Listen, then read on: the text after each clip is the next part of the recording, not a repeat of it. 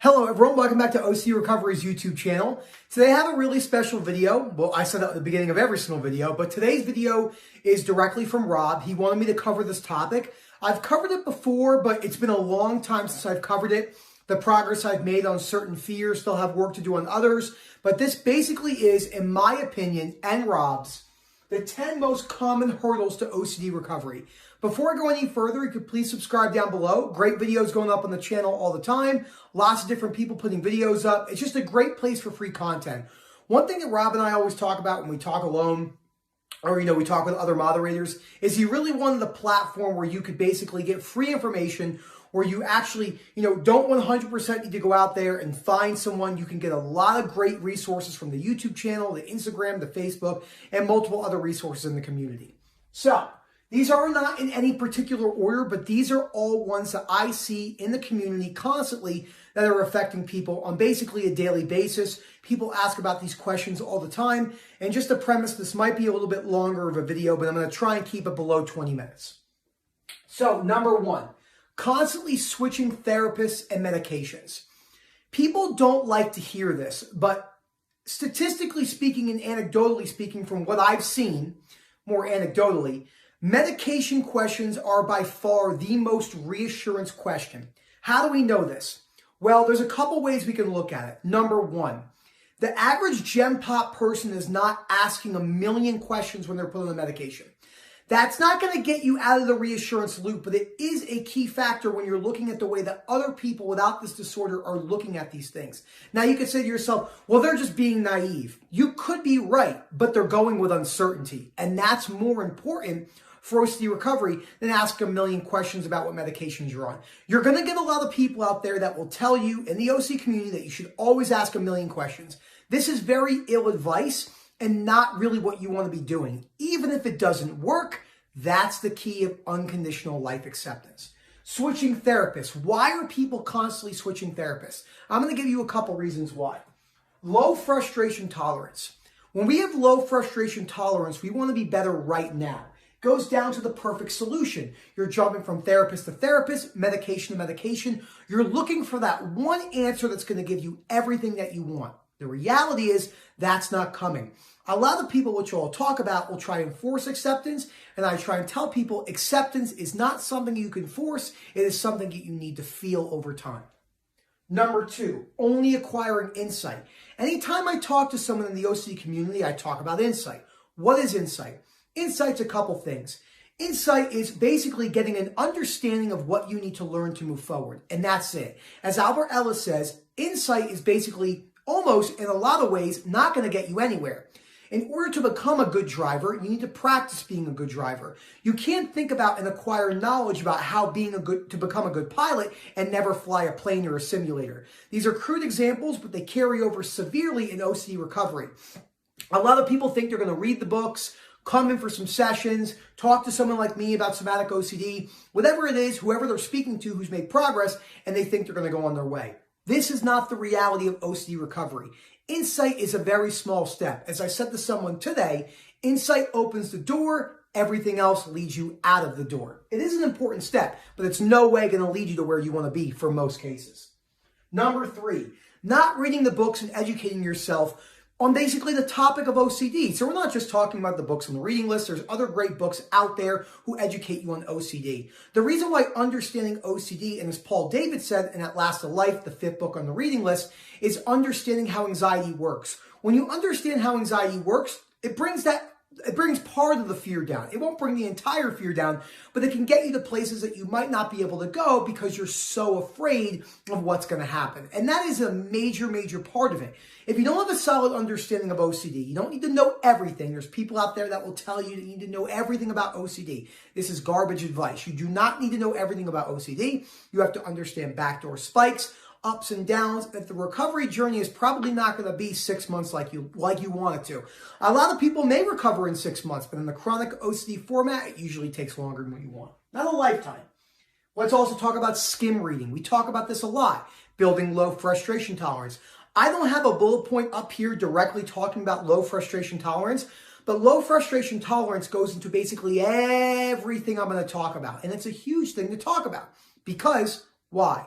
Number one, If you have low frustration tolerance, you're not going to want to do your exposures. You're going to skim read. You're going to blame everyone else. You're going to say the world's not fair, which we'll talk about, and you're going to say you don't deserve this. These are not real concepts. These are concepts that we made up. There's no such thing as fairness and no such thing as deservingness. We would prefer for them to exist, but they do not exist because there is no universal law that deems that fairness exists for everyone or kids will not die of cancer. So, thought number 4, thoughts are enough. We get a lot of kickback on this, so I'm going to break this one down a little bit. I've done videos on this. Thoughts is important. A thought is a thought, has validity, but it has no framework. It's only going to get you so far. I've never met one person with chronic severe OCD that has recovered fully. And a lot of people who think they're recovered are actually just coasting, which is not the end of the world. That's still a really big thing. But they never actually reach that full recovery because they're still using thoughts as a mantra per se, and they have no framework to look at unconditional self-life and other acceptance. When you don't have unconditional self-life and other acceptance, OCD can latch in many different ways. Thoughts does not work for real event false memory, doesn't work for sensory motor, doesn't work for chronic POCD, doesn't work for chronic harm OCD. It's just not going to work for the majority of chronic cases. We see that because we see thousands of people coming to us who have tried to use this and it doesn't work. It's just the reality of OCD. It has validity. It can get some people to recovery, milder forms of OCD, more than likely not possible at the chronic format. Number 5, poor lifestyle habits. I talk about this a lot. When you sleep in, when you stay in bed, when you do all these things, like be on your phone all day, or stay in bed all day, or play video games all day like I did, or unbalanced with caffeine, which I still struggle with, or maybe you're coping with alcohol, which Paul Little has talked about. There's a lot of different things that you could be doing. I'm going to jump real quick to number 10, a part of that. People don't understand fully that recovering OCD is basically changing your whole entire life. I have a buddy who's 10 years sober from heroin, opioids, and alcohol. He had to change his entire life. Who he hung out with. It's not about avoidance. He had to make major changes and he had to accept that it was going to take a while and he was going to feel pretty crappy for a long time.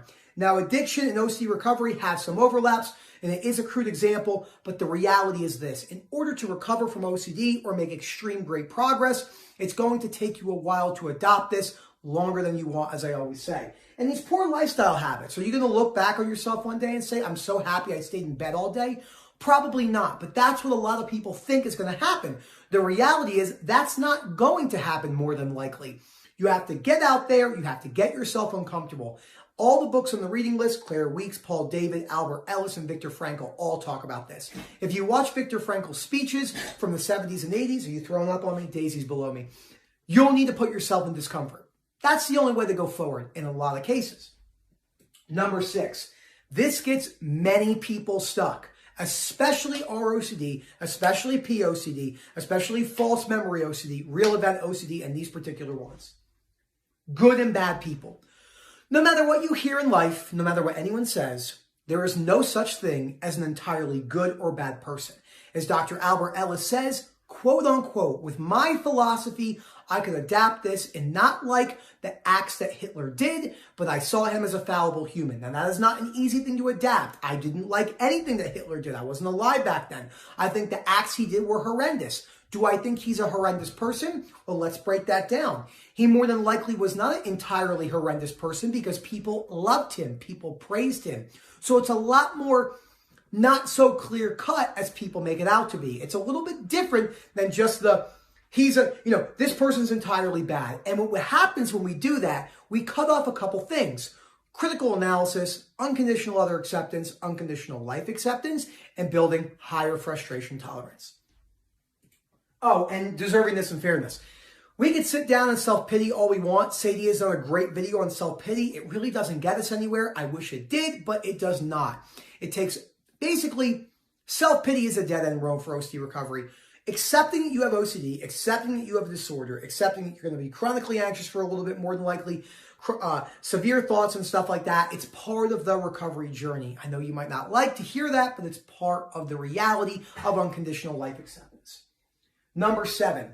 This is more than likely one of the, I don't want to, be crass here, but one of the biggest loads of shit I hear in this community.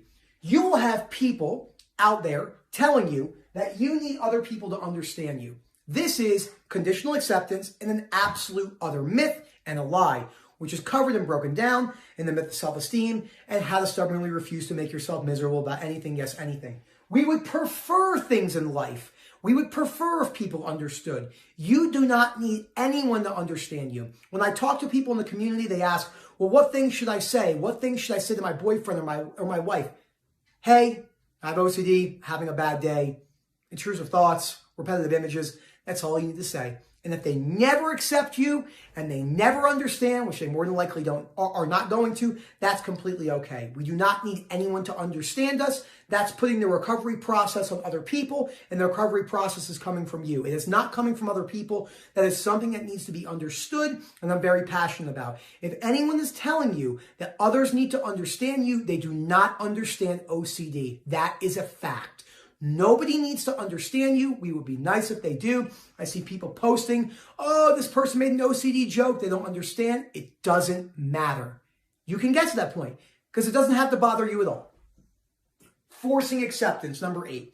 We have all forced acceptance. I have forced acceptance. Rob has forced acceptance. Kirsty, Oliver, all the moderators, everyone. The reason why we see it works anecdotally, we see people get better, and then what's your excuse? I'm gonna bash it. I'm gonna use it all right now. I'm gonna get better right now. I'm gonna do this hard and fast as I can. The reality is that keeps you more stuck. I know it's hard to hear, but that's the reality of OCD recovery. It is huge. Acceptance is not a tool. The reason why acceptance gets bashed and a lot of hate is because, well, simple, they don't understand it. They've never actually tried to apply it. They used it as a 4-week crash course in CBT. I'm gonna be very honest with you. If you see someone that's using terminology like a 6-week ultimate course in CBT, a 12-week get it all REBT course, not good. It's not, these are philosophy changes from Greco-Roman Stoicism and other areas of the Greco-Roman philosophies, and there's 5 major schools of thought, which are all really cool to just study in general. But this is mainly from Stoicism. It's an internal surrender. It's not something, it's not a doing, it is a feeling.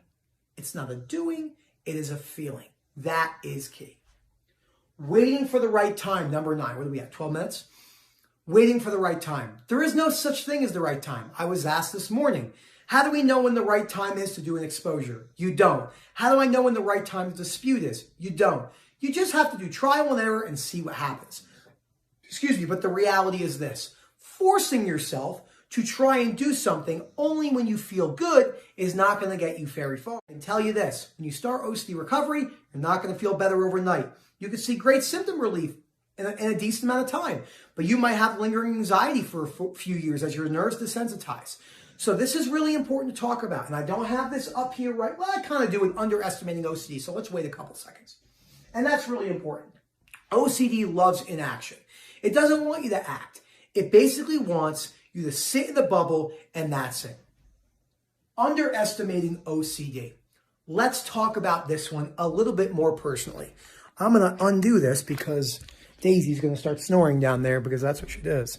I'm going to sit in this nice lighted area, and we're going to talk about underestimating OCD. One of the biggest problems in OCD recovery in the community is a lot of people want to pull you in and make you feel safe. There's nothing wrong with this to a degree. OCD recovery is not plain sailing in rainbows. I talked about this today in my Facebook post. If you do not have an understanding of OCD, as I mentioned before, and you don't get that OCD can be a cruel disorder, now it's not the boogeyman under the bed, but it can seem like a cruel disorder in a lot of ways, and you think that it's not going to be, if it's going to be some rainbows and linear path and fairy tales, you're more than likely not going to get where you want to go. Milo's over there going crazy at the dog. So we're gonna change back into my room. Milo! So, and that's really, really, really important to talk about. Because what happens is if you underestimate OCD and you're not realistic about the process of recovery, it can stick in many different ways. I understand that this is the one I see all the time. Oh, I just needed to hear that today. It was the right moment. I know when I see those people comment that they're not ready for recovery. Because there is no right thing to say. There is no right moment. This certainty and motivational mantras that people will throw at you seem nice and they seem great. But if any of you know me, know that I am a very big realist and I don't like the fluff. The fluff can be good at times, but the majority of the way that the fluff is being used right now will more than likely stop the progress that you want to make. I have to say it like that because it's the truth. I wanted the fluff. I wanted to feel great. I wanted to feel safe. And guess where it got me? Absolutely fucking nowhere. It got me no places. And that's important to talk about. You might get kicked. I might even get kicked back from the cursing. It's just the way it is. It's the reality of OCD. If you underestimate OCD and you underestimate the time and patience that you need and the duration that it may take for your particular pace, we don't talk about deadlines. If anyone is telling you about deadlines from OCD, that advice on that particular topic is garbage and bullshit. This is the reality of OCD recovery. Certain times you need tough love. When I talk to people, and I'll leave it at this, Nick, how do I know when to use tough love? How do I know when to have self-compassion? It's a balance you'll need to find out for yourself. The next video I'm going to do tomorrow is my 5 big tips for family members or loved ones or friends, so you could show your friends and family and they could be like, oh crap, like I didn't know that OCD was like that. Remember, they're probably not going to understand, which is okay. If they support you, great. If they don't support you, that's awesome. I have friends that still think I have a clean closet because I'm OCD. Literally, some of my best friends say that to me. They're just not going to understand. There's no point in getting upset. Unconditional utter acceptance. I don't understand what it's like to have no legs. I can only just imagine. That's the reality. Tough love is needed in a lot of scenarios. It's just the truth. You got to be tough with yourself. You got to put yourself through exposures and you got to put yourself through discomfort. And you have to tell yourself, as Oliver says, I'm going to do whatever it takes to get myself better. I don't care if I'm uncomfortable for 5 years. To give myself a better chance of having recovery in the future. Thank you so much for watching. Don't forget to subscribe and have a great day.